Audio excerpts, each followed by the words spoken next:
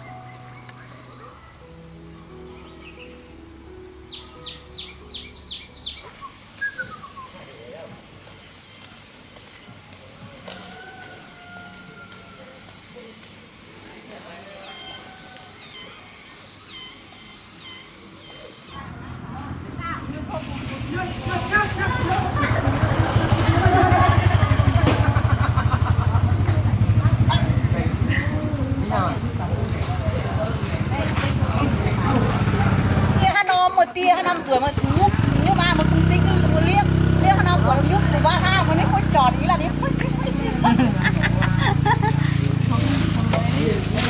nó quá cởi áo đó con xem cân lửa 2 cân đi 3 cân đi chín xem nào cân 15.000 lạng nó 1.500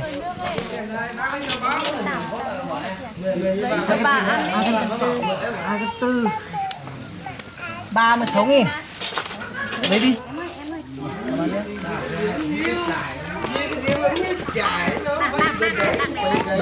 tính bạc thôi. Bây giờ hoa có cá nào tôi nhá. Bác phải có hàng em đi nhà bạn á. Về nhà rồi mà. Nhưng mà mới mà này. Về đi đi. Lấy tiền ba em hảo đi.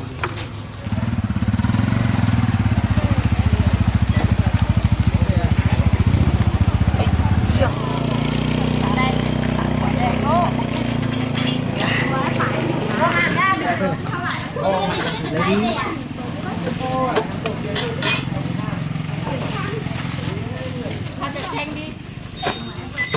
Sáng đi thì giết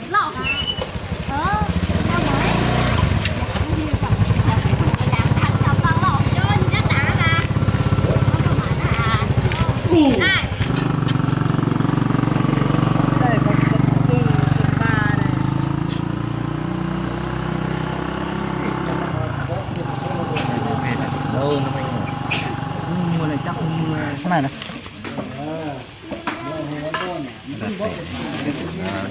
đang cú nó kẻ cho bé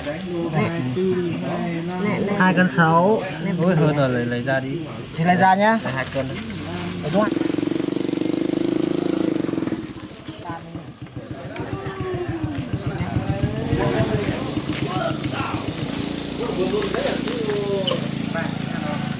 Để ăn với đâu cái này sang tại cũ để nó tay phải khởi tốt thanh tay hô khởi tốt thanh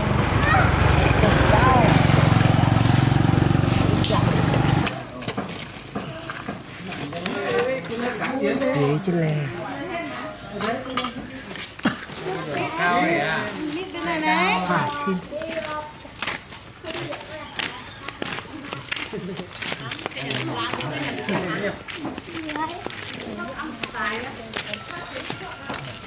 cho con đi bà đi giống như của con ấy làm lên mà con đẩy đi đằng trước là được mà đẩy ôi dồi cho vai cái tổ được mặt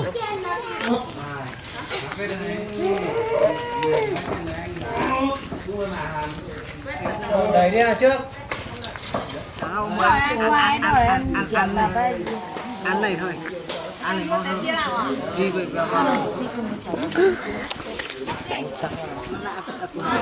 nhá chế tăng cắt tôi nhàn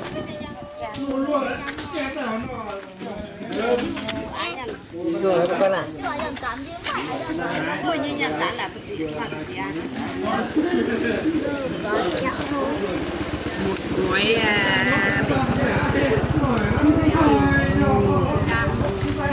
mời con hết bữa nay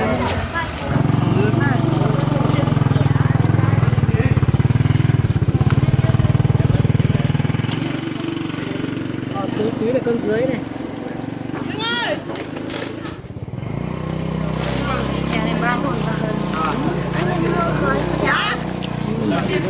tiền hả hát cổ mẹ cầm biết cổ đi à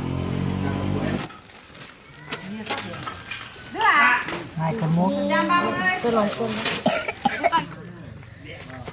bữa à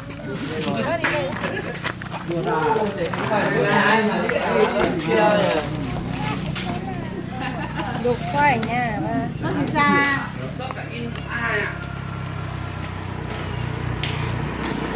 phải hướng xiếp tàng tàu biết chẳng kiểu mua độ mà cuối hình hóa tao sống chẳng kiểu khoáng kêu hả bò đấy em thấy anh ngoan chưa anh được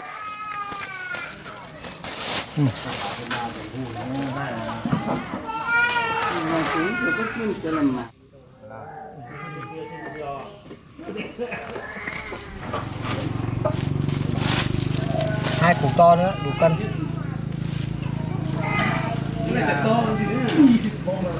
cho đủ cân rồi đây cân mốt đây tính cân đây 15.000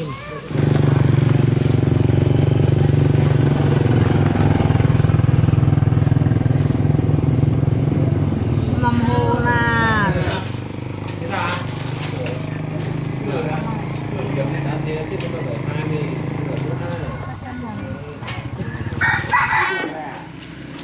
cái bé nó chưa ra xe là anh tên nó nhà đấy con phước của anh nhà đấy con vườn có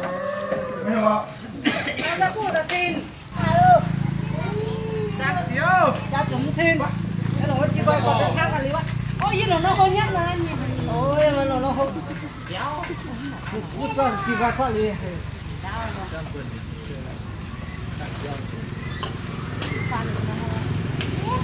chỉ quay lý luôn ôi nhiều này yếm mặt quá mặt quá mày như cả nhằn xong rồi cái Xong qua cho họ lấy này. Cho thằng đi kia đi đi. Thằng kia đi. Thằng lấy cái này không tính đâu cái này không tính kia này cái này không tính đâu à 15.000 hai Nó không là cái cu chị. ôi chuyện nhiều thế Ra. gì như là cảm ơn nha chật thì như là ôi yêu chồng bài